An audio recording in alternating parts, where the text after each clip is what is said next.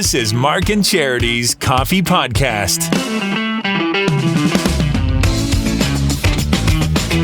Mark and Charity Coffee Podcast, Wednesday morning, February the 8th.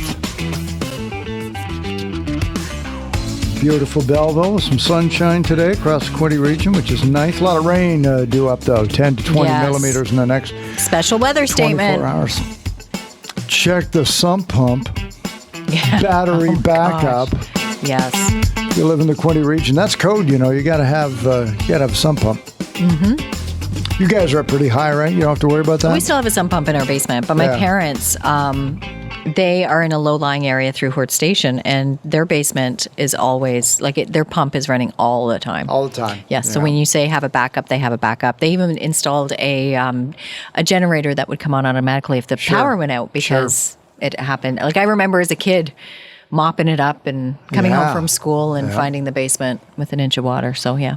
Now, I live in a floody area. However, our house is kind of built up, much to the chagrin of my neighbors, where it's downhill a little bit on both sides. And maybe it's up 4 or 5 feet, which doesn't sound significant, but for a water table, 4 feet's the difference between getting water and not getting water. Absolutely. And I know my neighbor to the north has 2 sump pumps that go from, I'm going to say, about the beginning of the March break to May 24th. Yep. It's just going all the time. Constantly. Yep. All the time. I believe it. So just be aware of that, up to 20 millimeters of rain in the next 24 hours. When we first bought our house, when we were house hunting, when we first got married, that was one of the things I said I didn't want. I said, if it's got a sump pump, we're not moving into it. Really? Because of growing up with it. Now, I say ours does, but just because it gets, it only runs. But it's not the greatest concern. No, goodness, when you're looking for a home. It's in there just to help keep the basement dry. But yeah, I was so against it. As soon as I remember, it was like a trigger. If we were looking at a house and I saw a sump pump, I was like, nope, let's go. We're done. But this has bedrooms and bathrooms. Nope, out of here. I don't care that we're on top of a hill. We're not.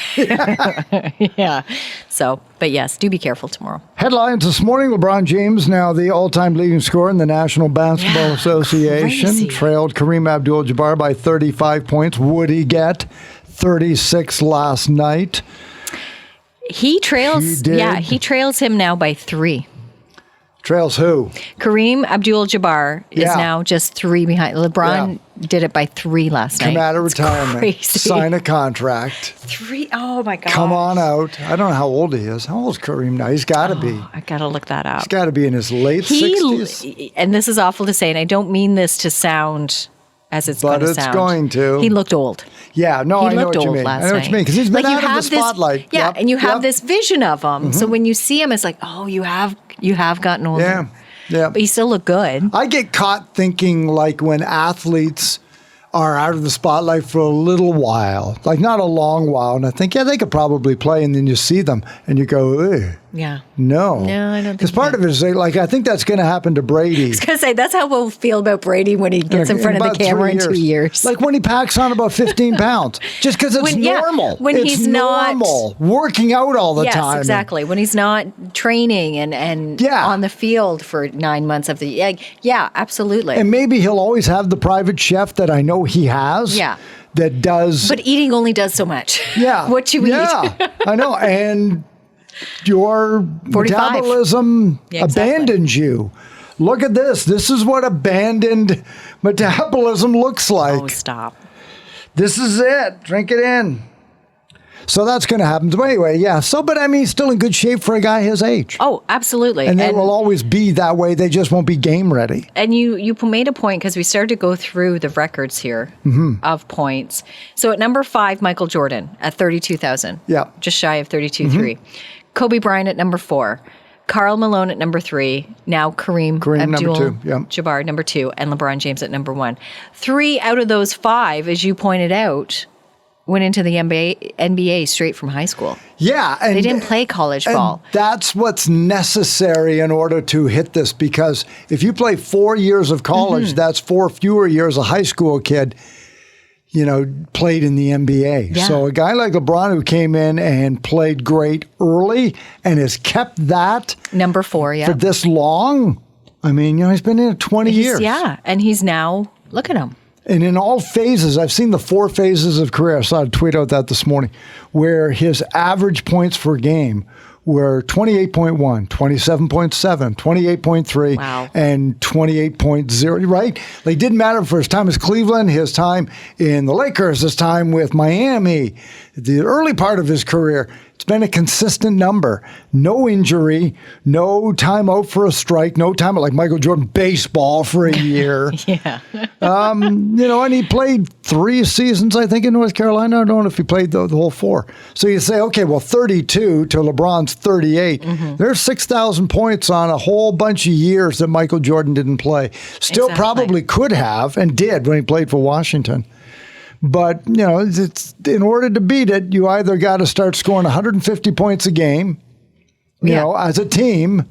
You got to run it, and you got to do it for 20 to 22 years, and that's just unheard of. Well, Kareem has held the record for 39 years, and I asked you who he beat or who had the record prior to him, and it was Wilt Chamberlain, who is number 7, still in the top 10. Because you'd have to go back to the first player on the list that would have played before Kareem, or would have finished before Kareem. Because the rest had come after. So he didn't, So Wilt had 31,419. Remarkable. And then Kareem came up with 38. Yeah. Which, still, even so LeBron's going to go. Like, he's going to continue on and do his thing. Get to 40. That record is still incredible for him. So then we begin to ask the questions, okay, if Kareem Abdul-Jabbar's all-time points record was in the pantheon list of untouchable records and just got beat, what else on there is going to get beat? And the next one up that everybody talks about is Alexander Ovechkin knocking off Gretzky's all-time goals list. Yes. And we thought, nobody's going to say, oh, come on, nobody could. And there's Ovechkin. Lighting the lamp, filling the nap. Oh, it's not going to be. So, Ripken's consecutive games played in Major League Baseball, I think now pales. And I love Cal Ripken in Baltimore, so I can say that. I mean, nobody considers approaching that to be of any significance. Nobody cares whether they play 2,600 consecutive games. It's all about the money now, right? Yeah. We'd rather win a World Series. I mean, it's cool. For baseball, yes. If you get up to about 1,900 games, maybe you think about it. But when you get in the NHL, you want to score 1,000 games and beat goals and beat Gretzky's record. Nobody gets drafted thinking, "Oh, I hope I play 3,000 straight." So it's not Who only wants to play 3,000 straight games. Not only is it not really attainable, it's not something that you would wish for. But points, sure. And now, if you're a high school kid that may come out and get drafted right into the NBA, that's what's going to have to happen, or come out one year in the. So that would be points overall. Yeah. When we say career points. Career points. Overall. Because when you break it down, I'm just looking here, Kareem Abdul-Jabbar still has him beat by individual groups. Still ahead. Okay, including playoffs? You're going to have to tell me what this means, because I don't know what these... All right. GP. Games played. Games played. So he has played 1,560 games. Okay. LeBron's played 1,410. All right. So he's gotten more points in less games. Fewer. But but game points, Kareem's still ahead of him. Okay. MIN. Minutes played? Minutes played. Kareem's played over 57,000. Okay. And LeBron's played 53. Okay. 1,000. So he's ahead in FGM. Field goals made. So 2-point baskets. 2-point baskets. And 3 points. Now, I don't know if Kareem played in the 3-point area and how many times he would have stepped back and let it fly when you're 7'1". Well, so Kareem's made 15,800. LeBron's made 14,053. Okay, because more of his points came from the 3-point line. So that's why he needed fewer baskets, right? So the FGA. Field goal attempts. So Kareem's had more attempts than LeBron as well, by about 1,000. He's got 28.3. LeBron has 27.8. Okay. And then FG percent. Field goal percentage. So what's Kareem's percentage? 55.9. So for every 100 shots, he made 56. Okay. Field goal percentage, right? So he had 55% of his shots. How remarkable is that? And LeBron's not any slouch, but he's only made 50. of the shots. And he's not 7'1". No. So even though Kareem's made more baskets, certainly LeBron being has shorter benefited from the 3-point line. Yeah. Definitely. So it's okay, so that's interesting looking at it that way too. Yeah. Breaking down those numbers. I do. It is fascinating when you start to look at it. Yeah, I love sports records. I love all of it. I think it's great. We'll find out too with the Super Bowl coming up on Sunday. Every year, just when you think every Super Bowl record has been attained, you'll get to the end of the first quarter, and up will come the screen that says the following 5 things happened in the first quarter that have never happened before in a Super Bowl game. Earliest score, longest field goal, most sacks. It's amazing. It blows me away, the statistics you start pulling out this week, heading into Super Bowl. And because I never looked at the Super Bowl the way I do now. I would watch the last quarter maybe. Like the final few minutes, especially Patriots, like they had some pretty intense. Yeah, they played games. With people. But it always came down to, and Brady would be there, and he'd get So I watched the last little bit. Always the halftime show always caught me, and I'd watch for commercials. But when you started pointing out, the last team that did this, or like today, there's been one tie through the history of the Super Bowl that they've gone into overtime. They've only done that once in the last 57 years. And it just happened to be the greatest comeback in the history of the Super Bowl. With the Patriots. So, but I mean, it's 28-3 with 3 minutes to go in the third quarter, and that's the game that goes to overtime? But not the ones that are tied in the fourth quarter? Yeah. That you've waited you're just like, someone please. And I meant to look it up. How many weekends, of which there are 16 games, did not have a game go to overtime?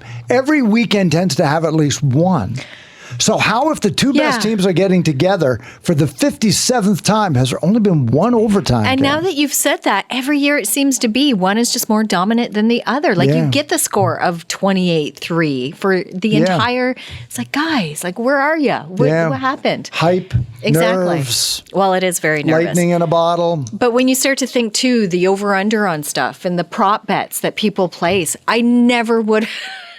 But again, statistics out of that too, that it's been tails this many times and heads this many times. And over-under on the national anthem line, because it's Chris Stapleton with an acoustic guitar. So they think it's going to be slower and longer. Over 2 minutes, it'll go on forever. It's just, it fascinates me, these little things that you just forget about. But if the game does go to overtime, every American gets 6 free wings from Buffalo Wild Wings.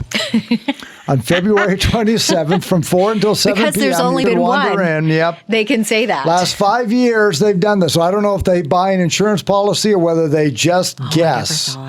But you don't have to go in. You don't have to go in and eat that day and get the coupon. They'll just give it to everybody. I was going to say, it's like when Taco Bell in the Super Bowl, in the World Series, if anybody steals a base, everybody gets a free taco. And every year there's a stolen base in the World Series, and they got to give up a taco. I guess they love it, and we're talking about it, and that's all they want. It's publicity. Get you inside. I'll give you a free taco because I know you're going to spend $20 and everything else. So that's probably what it is. We'll give you 6 freebies, but we know you're going to come in and buy everybody something else. Just pays $7 million for their 30-second commercial. Oh, my God, $7 million, and it's sold out. On Fox, they have sold out all their ad inventory. I say Fox, that's the story that jumped out at us, but across the board, I imagine they've all sold out, because if you are buying on one, you buy for all. Back when it started, there was only 2 television stations, so NBC and CBS. Yep. And when it started, and you corrected me because I said Super Bowl I, it wasn't actually the Super Bowl at that time. It was the AFL and NFL championship, is that right? I believe they called it, World Championship. World Championship. And the price of a spot, even then, and I think back like 1967, think what prices were in 1967. I don't remember, Charity. I'm not asking you, but it was rhetorical. Just stop and take a moment. But $37,000 to $42,000 for a third, like that is $7 million essentially in 1967. Right. But that's what they were paying even then for a 30-second commercial. But it was interesting, as you pointed out as well, in 2020, that's when it got to $5 million. So it took forever to get to $1 million, and it jumped $2 million in 3 years. It reached $1 million in... It'll be 1.1 million in 1995. Okay. Right. And yes, as you said, and then it grew to 5 in 2020. And then bang, 2 more. It'll be 10 million a spot in 2025. I predict in a couple of years, it'll be $10 million for a spot. It doesn't appear to be, I haven't heard anything controversial this year. I haven't heard anything controversial either. There tends to be one spot that concerns people, either because who's in it. There was the one, a family organization booked one that had... was that... I say religious loosely. Yeah. But and they thought it was going to be like a Planned Parenthood, but it wasn't. It was a soft shoe. So I don't know whether that was the smoke screen to make people watch for the commercial. Or... I haven't heard any yet. Yeah. The one with Ben Affleck has jumped out. We talked about that today because Dunkin' Donuts is now... This is the first year they've put a Super Bowl commercial in. And, of course, it has Ben and Jen in it. The Bryan Cranston one for Doritos. Breaking Bad, is getting a lot of hype. I saw one with Sarah McLachlan, and I saw the teaser too, because you said you made a point of talking about Cindy Crawford's Pepsi commercial. Yeah, that's the first one I remember where people said, there's an ad coming you all have to see on the Super Bowl. And I was like, I'm going to watch for an ad. And then I saw it and I went, that's a great ad. It's a great ad. But the first time there were teasers around it. Yeah. Like there was hype over the commercials before you saw the commercial. And the Sarah McLachlan one kind of goes along with that, but not in a great way. Cyndi Lauper was good. But it bothered me because we get these teasers. Cindy Crawford. Sorry, did I say Cyndi Lauper? She's great. Yes. But we start to get these teasers, so we get glimpses of them. So when I see the commercial, I'm wondering if it'll change. But yes, Sarah McLachlan is featured in a Busch beer commercial, and it's spoofing her SPCA commercials that run here. Yeah, I saw a bit of it yesterday, and I'm like, I maybe it's as a Canadian it bothers me a bit. I don't know. Maybe as an animal lover, I'm like, you're kind of making fun of a commercial that you did, like an ad campaign you were part of that's actually quite serious and for a good cause, and you're making fun of it in a beer commercial. At the Super Bowl. At the Super Bowl. I don't know that's... I don't know if I'm okay with that. What's the dictionary definition of sellout, you know? There's lots of ways Sarah McLachlan could probably poke fun at herself. I don't know if making fun of an SPCA ad that she's a part of. We'll find out. Maybe it's brilliant. You know what? Maybe it is. It's brilliant. Maybe it will end up in the top 50 because I have found that list and I'm going to put it up on our... The top 50 ads for the Super Bowl? Super Bowl commercials of all time. Budweiser has to be for the top 5. But they've stopped doing the Clydesdale ads. Let me go down to the top 5. But they're amazing. They've stopped using Clydesdales in them. Which is wrong. I don't see Budweiser on this list. One of the best one they had is when the guy's dog takes off to go to the field and it's a woman's horse and they're both single and the two of them play matchmaker with it. That just kills me. I'm the romantic of the show, the two of us. And and then there's a dog, and then there's a horse, and then there's the relationship between the dog and the horse, they really hit out of the park. Because that was it for a few years. Good. And to have that connection, it was so good. I thought was really neat. No, at number, do you want to go through, do you want me to save this? Because at number 5, it's the Volkswagen, the Force. Yeah, from 2012 with the little kid. Yeah. So that's at number 5. I don't remember this one, but Google from 2020 and Loretta. It features, that looks like Loretta Lynn. So an elderly man uses Google Assistant to help him remember his favorite moments with his wife, Loretta. That's what it was. Yes, I do remember that. Oh my gosh. Pulling up anniversary pics to playing her favorite movie. Yeah. See, no, it can't make me cry in Super Bowl. It's a Super Bowl. We're not crying, you are. Yeah. That was a really good one. So that was at number 4. At number 3 is Always, the little girl from 2015, an inspirational ad addressing what it means to run, throw, and fight like a girl. Was actually a continuation of an earlier campaign from Always. So the sanitary products made from Procter & Gamble. The video really caught the eyes of viewers since it was strategically placed in the middle of a male-centered ad. Yeah. So it stood out. That was at number 3. Number 2, the Snickers Betty White commercial. Oh my gosh, yes. 2010. Because you're not you when you're angry. I made that comment to you not that long ago. Yeah. I'm like, here, eat this. You're sounding like Betty White. Yeah. You are cranky pants. So that was at number So 2. true. And a Pepsi ad number 1? No, an Apple ad. Oh. So Apple 1984 from 1984. And they say it's number 1 because while it's hard to imagine a world without Apple products, this spot, directed by Ridley Scott, was totally groundbreaking and marked the beginning of a new era. Okay. So it must have been Made an it look introduction like of the Alien first. and- Yeah. Yeah. So I'm going to have to go back and rewatch that one. So that's kind of Very neat. true, though. So Bold choice. I will put. Oh, there's the Old Spice guy. He's at number 8. Where's the beef? The Yeah. Wendy's at number 9. Your Puppy Love with Budweiser, number 10. Number 10. So good. Yeah. It was so good. So watch for all your favorites. We'll get you closer to Sunday as we have those. Speaking of Sunday, too, before we go, we want to spend a little bit of time with Tiffany from the Chamber of Commerce because Discover Belleville is putting together the Loyalist Family Fun Fest also on Sunday, well before kickoff. Yes. And well worth going because it's free. Oh, it's going to be absolutely so much fun, and the weather's just been absolutely great for us so far for 2022, so it's cooperating for us for 2023. We're excited. Now it's coming up Sunday, 11 to 4. My goodness, Tiffany, you have quite the lineup of events. We absolutely do. We have everything from arts and crafts inside to some great things outside, like we have the wagon rides that are going to take you from the front of the college to the back of the college, because, of course, this is all happening at Loyalist College. Outside, we're going to have an ice carver for you that does a great demonstration.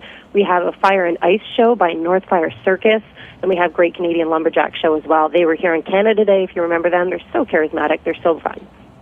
Well, and I'm glad you pointed out Loyalist because typically chamber events are down by the water, but this event is going to take place completely at Loyalist College. That's right. We partnered with them for this, and it's great. They have amazing facilities. We're going to be inside and outside, so no matter what the weather is, it's going to be great. Yeah, and I'm seeing the word free show up a lot, which includes meet and greet with Disney princesses and face painting and the like. What are some of the things that families can enjoy? Oh, my goodness. We have free hot chocolate for you while supplies last, of course. We have free maple candies from Walt's Sugar Shack. The hot chocolate's being provided by the Pink Funnel. We have free face painting. We have free henna. We have free rock painting by We Thrive. We have free arts and crafts coming by Family Space.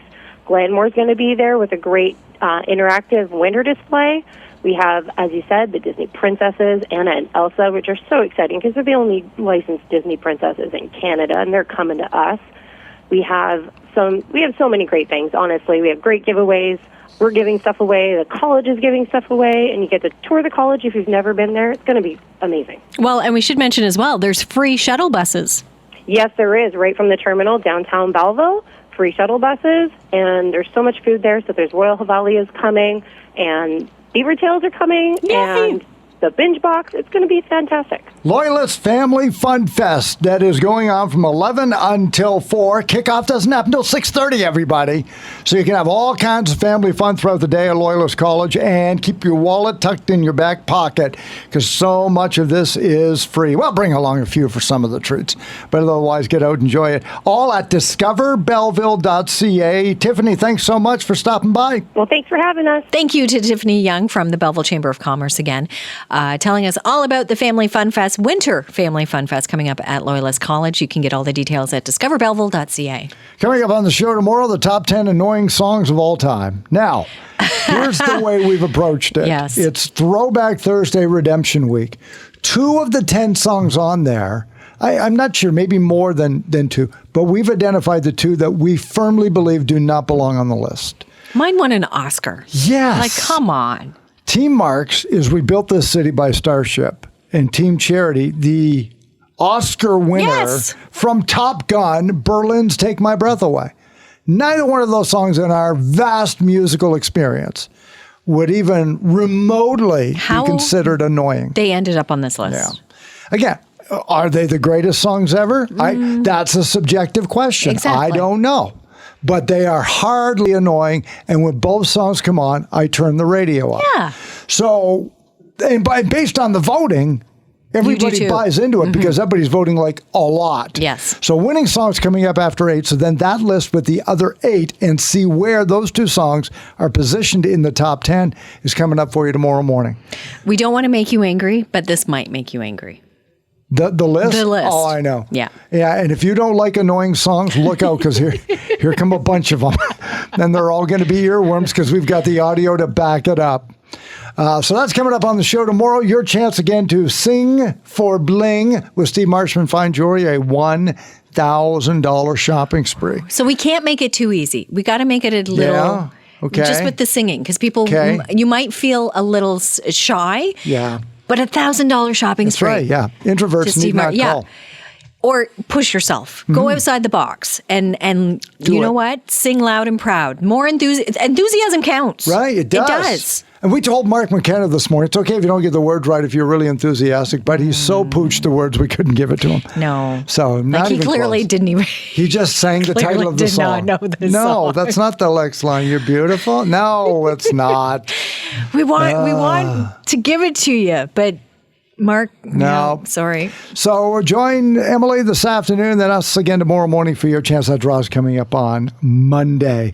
We're going to have that for you. It's Mark and Charity Coffee Podcast. Enjoy your day today. A lot of rain coming into the Quinte region overnight and into tomorrow, so wake up with us. 95.5 Hits FM.